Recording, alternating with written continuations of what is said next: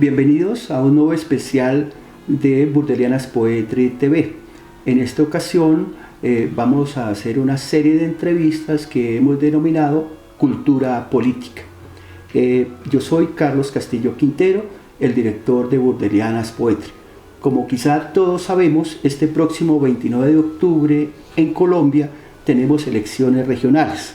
Vamos a elegir a 32 gobernadores para los 32 departamentos que tenemos, a los diputados de cada uno de esos departamentos para la Asamblea Departamental.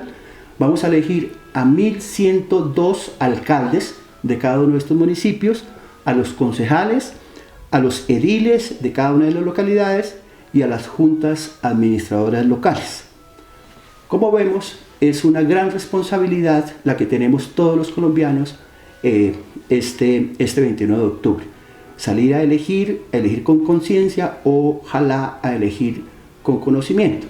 Para quienes siguen nuestro canal, saben que nuestras preocupaciones están centradas principalmente en la cultura, en la literatura, en el cine, en las artes plásticas y demás. Sin embargo, en algunas coyunturas especiales como esta, nos hemos dedicado a ver la parte social y política.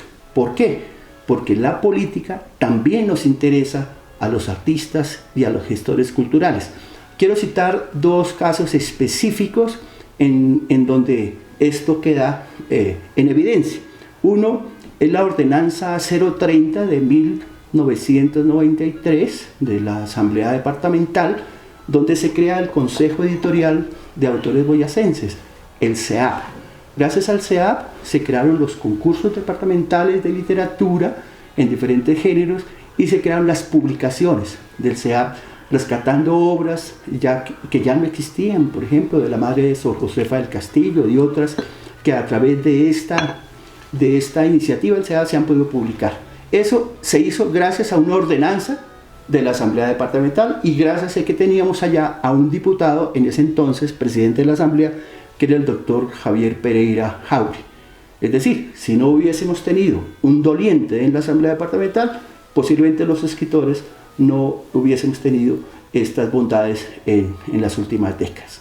Asimismo, quiero señalar un segundo momento ya a nivel municipal y que tiene que ver con Miraflores, Boyacá, mi pueblo natal, y es el acuerdo municipal del Consejo donde se crea el Encuentro Nacional de Escritores. En esa ocasión, la presidenta del Consejo es la señora Estela Pulido, que se pone la camiseta para que esta iniciativa saliera adelante. Gracias a eso pudimos hacer 2 encuentros nacionales de escritores en Miraflores. Podemos publicar también una antología que se titula Sinfonía de los Socobos, que reúne a 16 escritores nacidos en Lengopá. Señalo esta iniciativa y estos resultados porque precisamente el alcalde de ese momento, 2015, era nuestro invitado de hoy, el doctor Nelson Hernando Roa Rubio, quien presenta su nombre ahora para la Asamblea Departamental. Bienvenido, Nelson.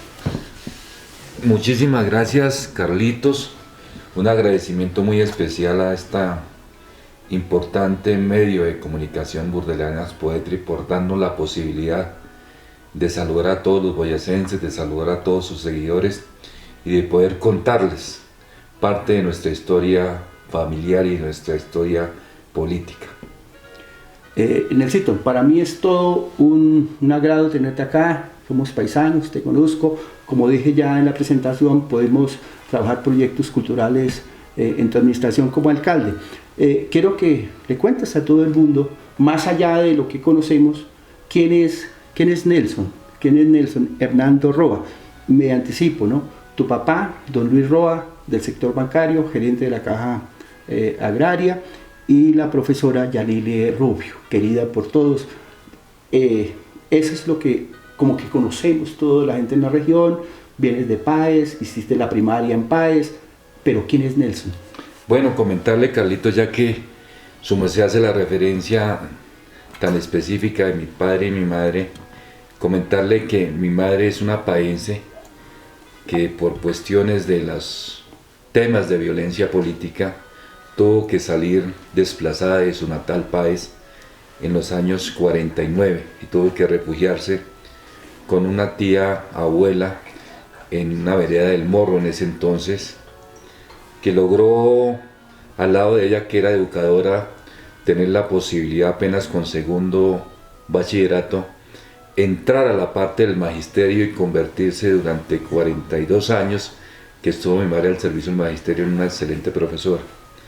Que mi padre igualmente, un mirafloreño, ¿cierto?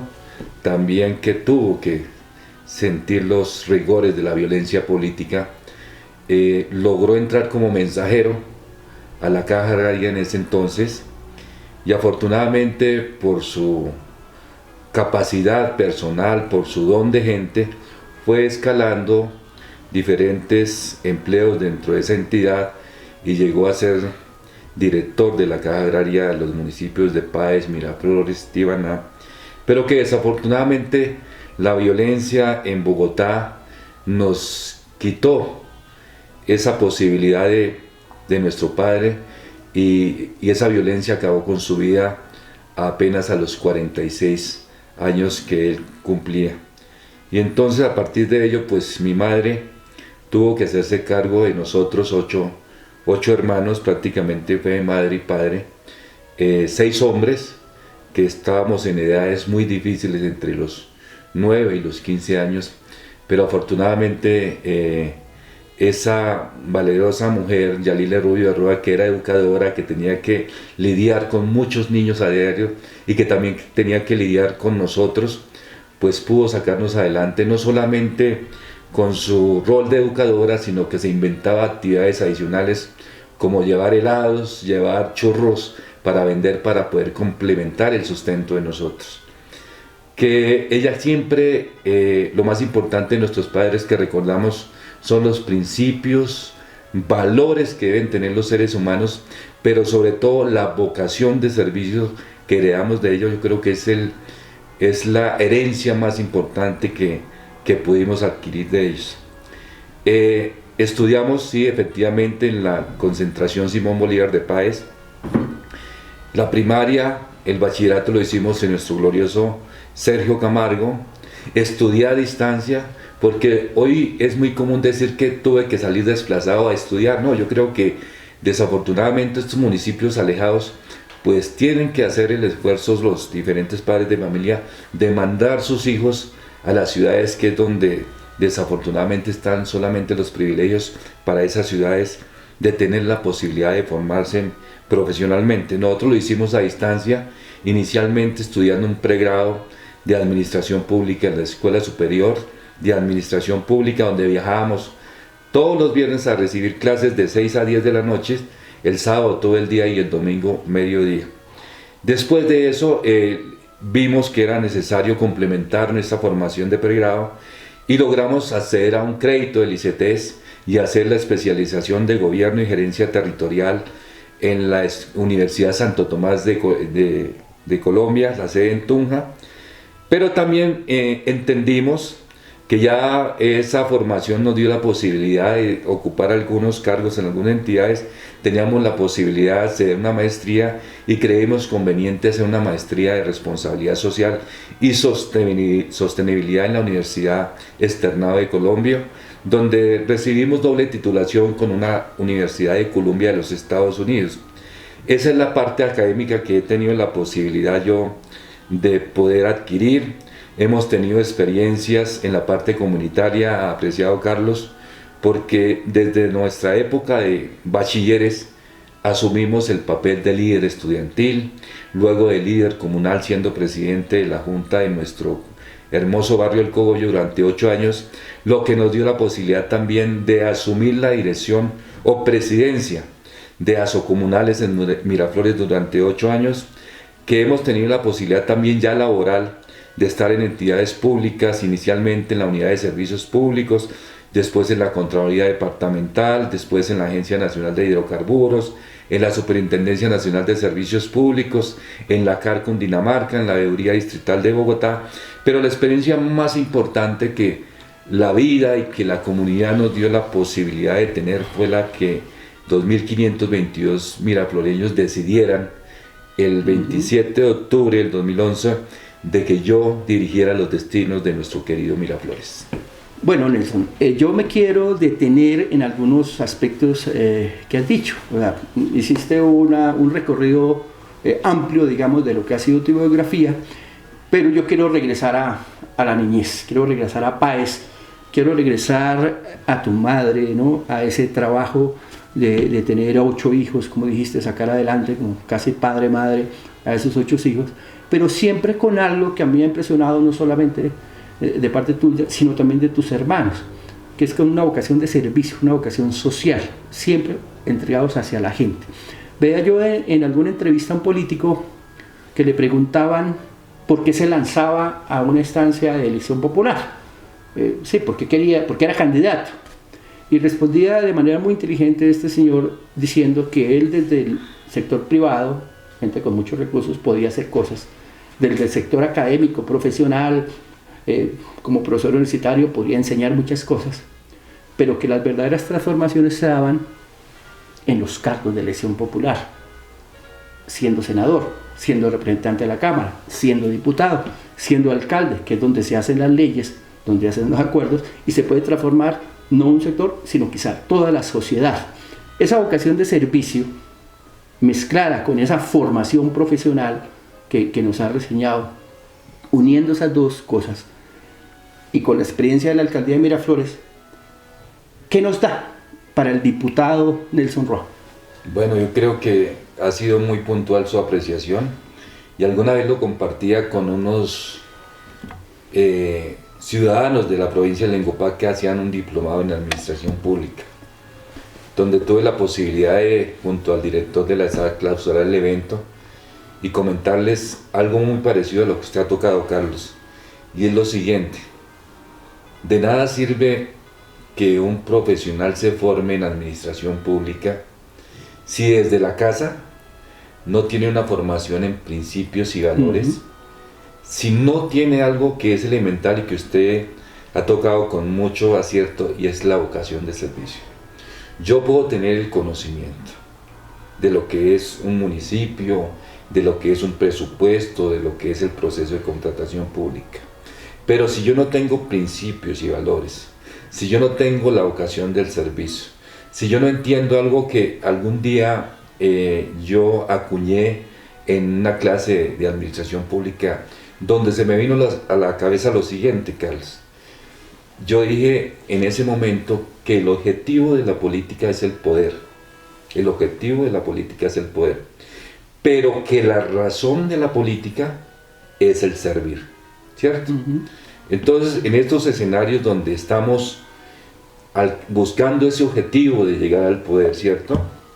Pero si no estamos preparados académicamente, con principios y valores, con vocación y servicios, con vocación de servicios, pues nos vemos a merced de lo que el poder representa para un ser humano. Y ahí vale la pena, de pronto usted recuerda eso que dice que el poder deja ver lo que la esencia del ser humano es. Entonces, si no tenemos esa formación académica, si no tenemos esa formación de principios y valores, pues ese poder nos puede llevar al traste. Yo digo al traste, es decir, de perder la orientación para lo cual fuimos elegidos, de perder quizás la posibilidad de tener una familia, de perder la posibilidad de echar al progreso a un municipio. Entonces, por eso considero yo que la formación académica, que la experiencia en lo público, pero sobre todo los principios y valores y la vocación de servicios, yo creo que son la tripleta necesaria para obtener un buen resultado administrativo. Nelson, hay otro aspecto que me gustaría sumar a eso que acabas de decir, que es el conocimiento de la región que representas. En este caso, vas como candidato a la Asamblea Departamental, está el conocimiento de Boyacá, ¿no? Del departamento de Boyacá, pero pues vas por Lengopá, vas por nuestra región, digamos que allí es donde está tu centro, ¿cierto? Entonces vamos a hablar un poco del conocimiento de la región. Desde luego no es un espacio para extendernos en una exposición histórica de qué ha sido Lengopá, pero sí hay aspectos que me gustaría tratar, como por ejemplo, vamos a hablar de dos aspectos: la violencia, o las violencias más bien en plural, y la resiliencia, la capacidad que ha tenido la región para levantarse como un ave fénix de sus cenizas, recomponerse y representar hoy por hoy un atractivo turístico, empresarial, una fuerza económica para el departamento. Hablemos un poco de qué es Lengupá, qué es Boyacá, del conocimiento que tú tienes de la región. Usted ha puntualizado que sí, que necesariamente nosotros en este momento yo creo que estamos centrados en la posibilidad de llegar a la asamblea con un alto respaldo de Lengupá, sin dejar de lado la necesidad de asumir prácticamente las mismas aspiraciones que tienen las otras 12 provincias, porque son necesidades muy similares, Carlos. Nosotros hemos entendido que casi que todas las provincias de Boyacá tienen unas condiciones muy similares en cuanto a vocación. La mayor parte de las provincias son de vocación agropecuaria, ¿cierto? Que igualmente casi que todas las provincias han tenido que vivir unos momentos de violencia muy difíciles. En Occidente, por ejemplo, vemos la violencia minera. En nuestro caso tenemos que recordar con bastante tristeza las dos violencias que desafortunadamente se desataron en nuestro territorio, como fue la violencia política entre liberales y conservadores de los años 50, y recientemente a partir de la década del 90 hasta la década del 2000, la violencia paramilitar, que tanto odio, tanto rencor y sobre todo tanto dolor sembró en miles de familias de Lengupá. Porque tenemos que decir que no solamente, así como el gobierno nacional consideró que la violencia era de otros territorios, pues desafortunadamente para nosotros esa época marcó prácticamente la historia, pero eso no nos dejó allá enterrados, sino que tuvimos la posibilidad, o tuvieron las familias de ese entonces la posibilidad de salir de esa ceniza, ¿cierto? Levantarse nuevamente, tanto de la violencia política como de la violencia paramilitar, pero que no podemos dejar de lado algo, y es las huellas que desafortunadamente eso dejaron en muchas familias de nuestra provincia.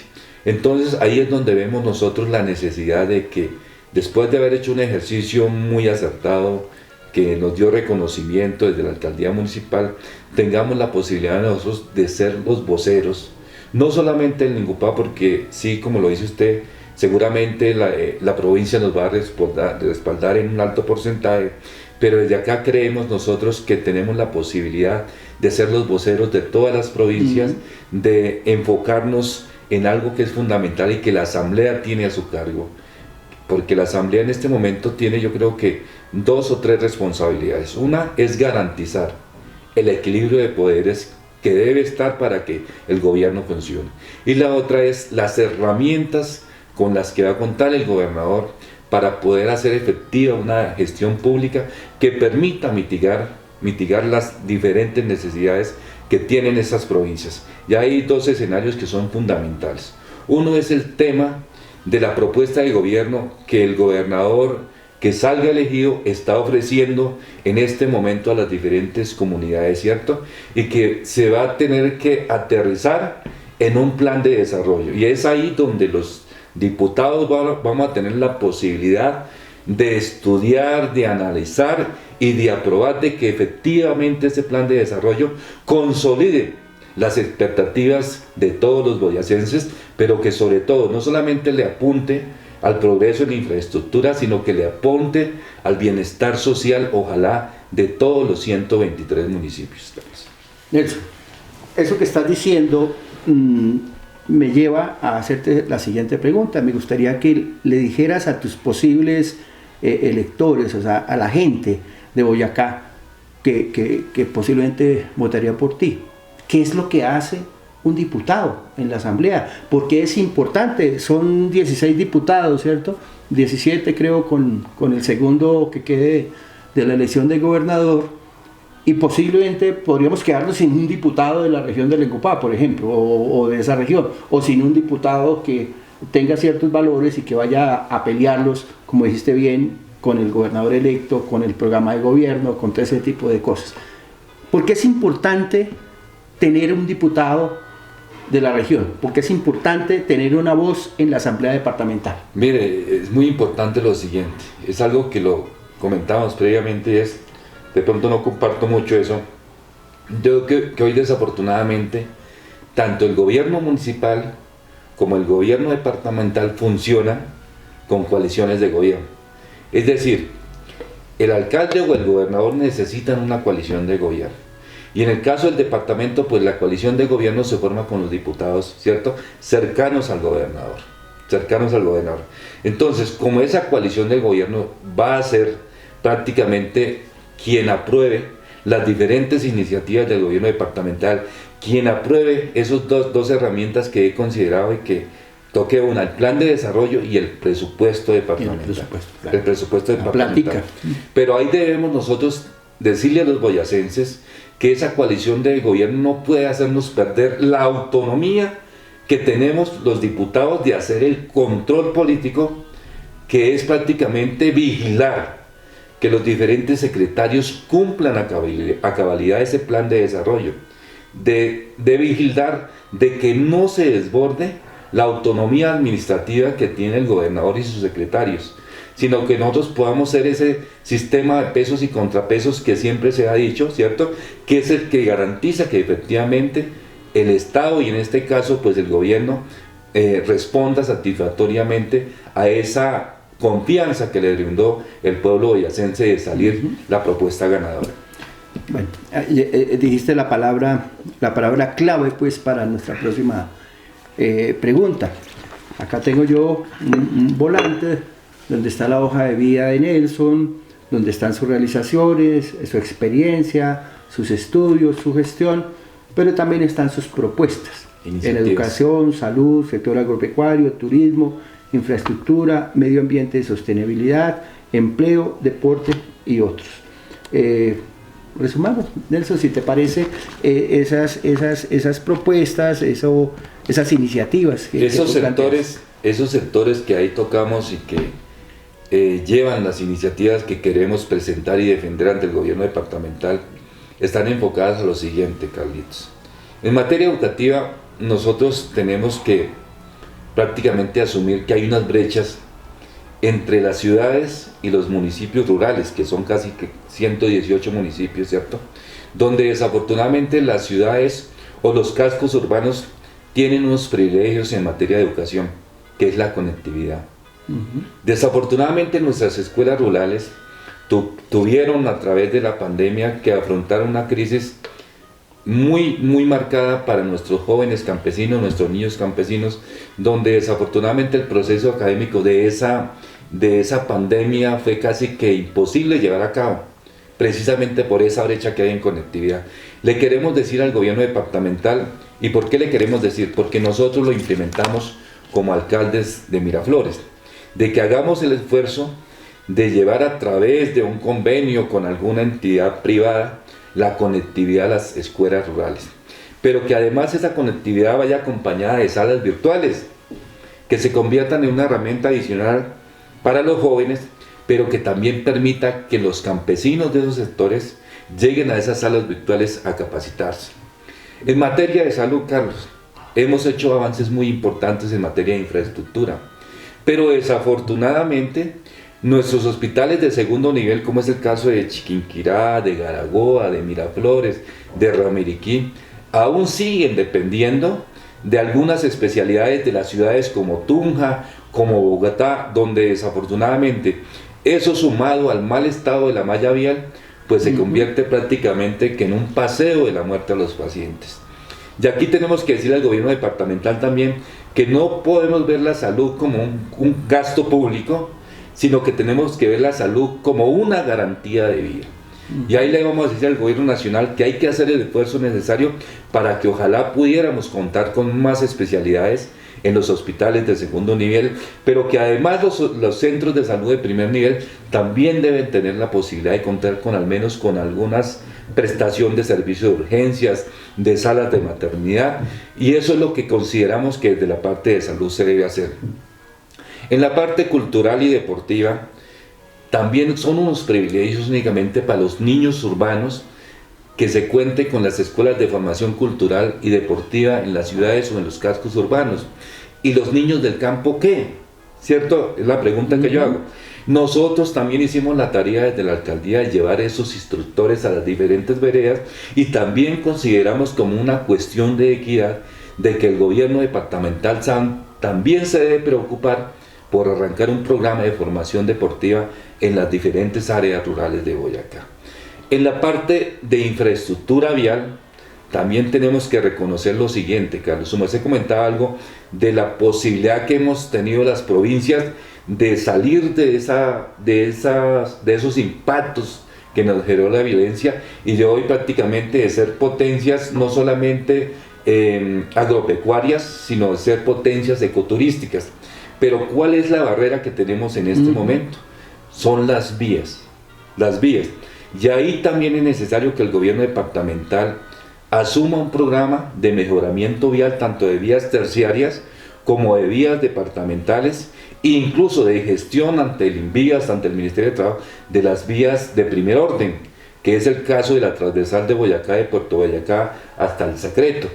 Ahí creemos también que el gobierno departamental debe necesariamente poner su atención, porque es que un buen estado de la vida permite que se desarrolle el tema económico, el tema turístico, que el tema de salud no sea tan tortuoso y demás. Entonces esas iniciativas las queremos llevar allá, pero también creemos que hay una parte que es fundamental y es el tema de cómo nosotros protegemos el medio ambiente, ¿cierto?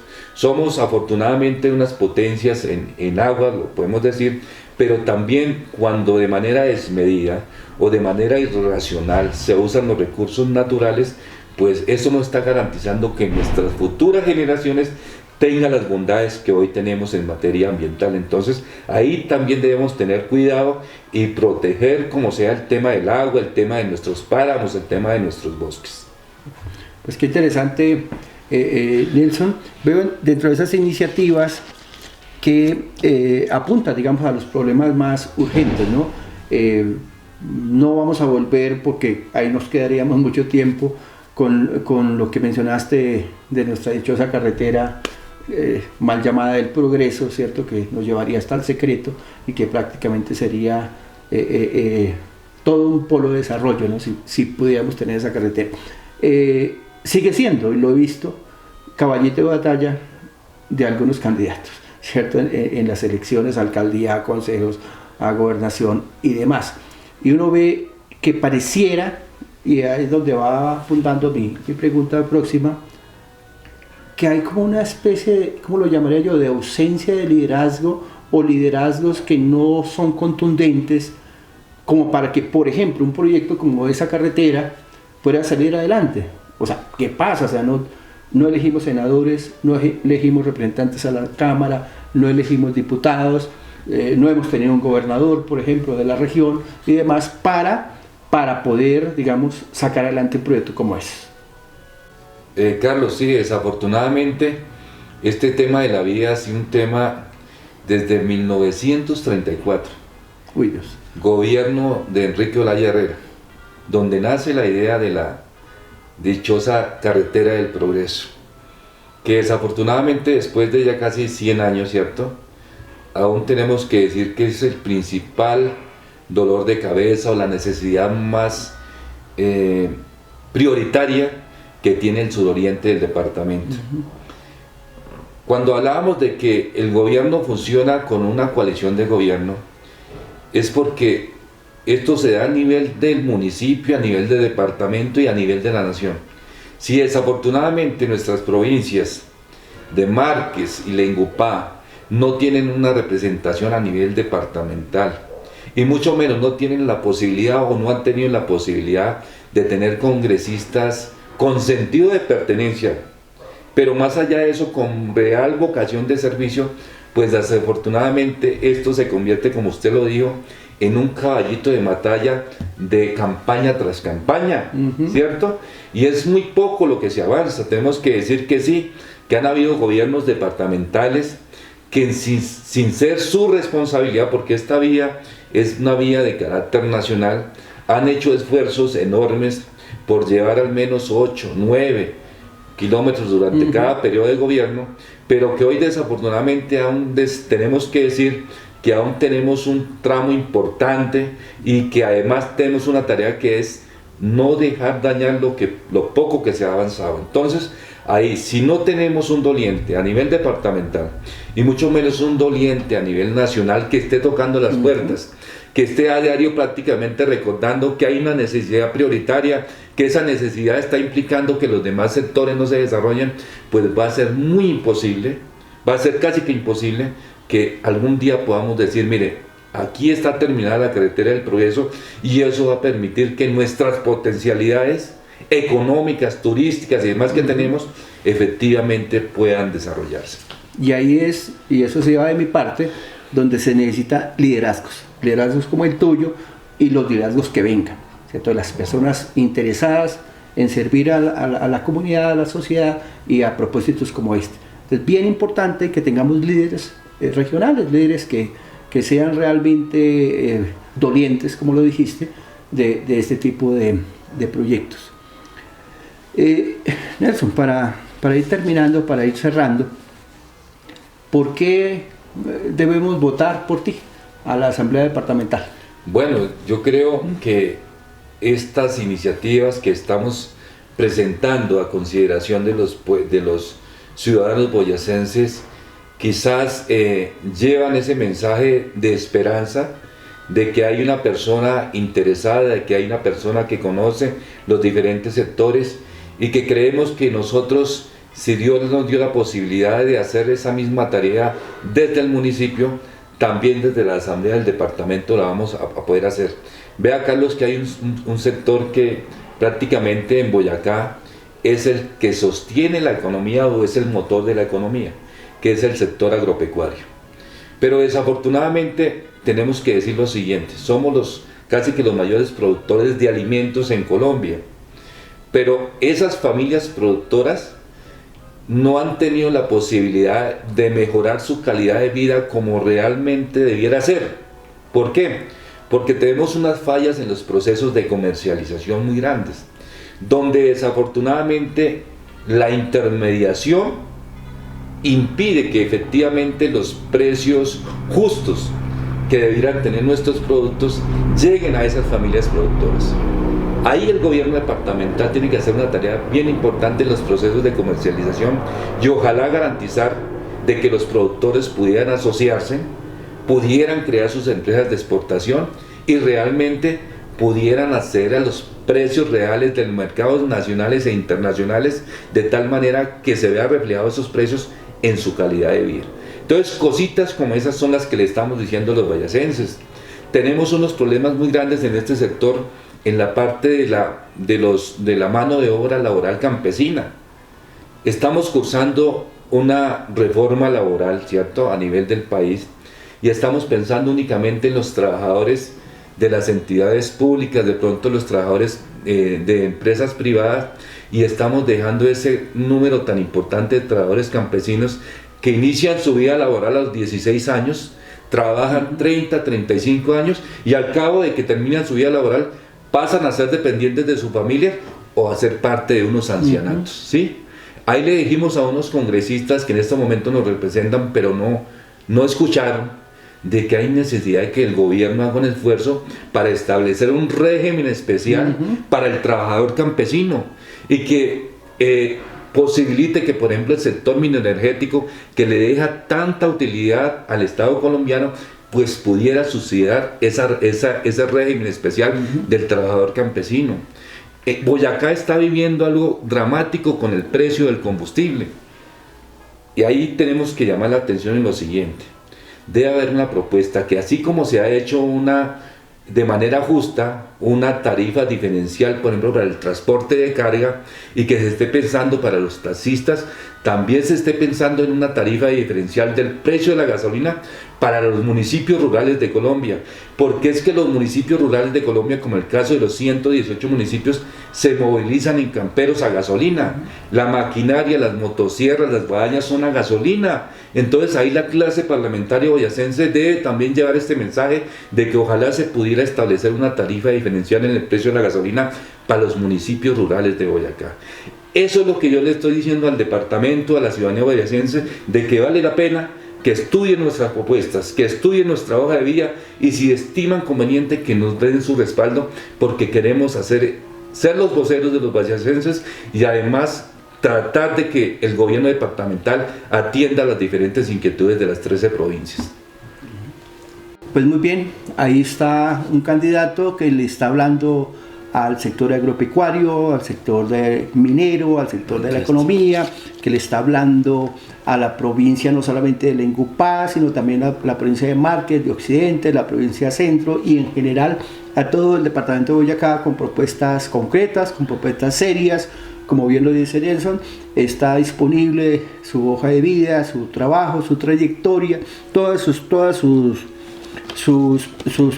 iniciativas para Boyacá.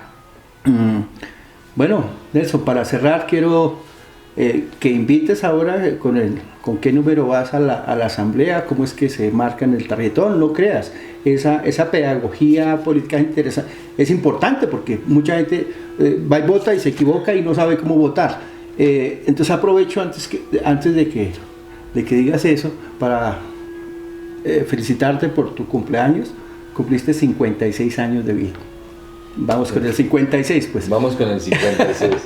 No, invitar a todos los boyacenses que analicen las propuestas, que analicen los candidatos. En nuestro caso, les mandamos un mensaje a la niñez, a los jóvenes. Ahí tenemos iniciativas en el tema de primer empleo, a los adultos mayores, a las víctimas del conflicto armado, a las juntas de acción comunal. Nosotros consideramos que el gobierno departamental debe fortalecer las juntas de acción comunal como generadoras de su propio desarrollo y además porque permiten que las obras que se canalizan a través de las juntas de acción comunal sean obras efectivas, a precios reales y con calidades específicas. Entonces yo creo que esos mensajes de que también las víctimas del conflicto armado puedan de verdad acceder a esa política de ley de víctimas, hombre, pues creo yo que vale la pena que los boyacenses consideren esta propuesta y que este 29 de octubre estamos en la coalición Partido de la U en Marcha Mira número 56, con la seguridad de que conocemos el departamento y que además le estamos diciendo a los boyacenses que Boyacá es un sueño común por el cual cada uno de los boyacenses en los diferentes rincones de los 123 municipios debemos luchar, Carlitos. Muy bien. El Nelson, número 56. Vamos por ese 56. Nelson, muchísimas gracias por estar acá. Dios me lo bendiga. Y ojalá estas iniciativas sean bien acogidas y te tengamos en la Asamblea Departamental. Muchísimas gracias, Carlitos. Decirles a las personas que nos siguen que esta nueva iniciativa de Burdenanas Poetre, Cultura Política, tiene ese objetivo: presentar a los candidatos, presentar sus propuestas y dejar que ustedes con todo el criterio y toda la inteligencia que tienen decidan lo que mejor les parezca, lo que les convenga de acuerdo a su formación y a sus deseos. Decirle también a otros candidatos a las diferentes instancias, alcaldías, consejos y demás, que el espacio está abierto. Les invitamos a que expongan sus propuestas. También pedirles a que no solamente vean este video, sino también lo compartan, se suscriban al canal, porque todo esto nos ayuda, nos da visibilidad y permite que lo que estamos haciendo le sirva a más personas. Muchísimas gracias y hasta una próxima ocasión.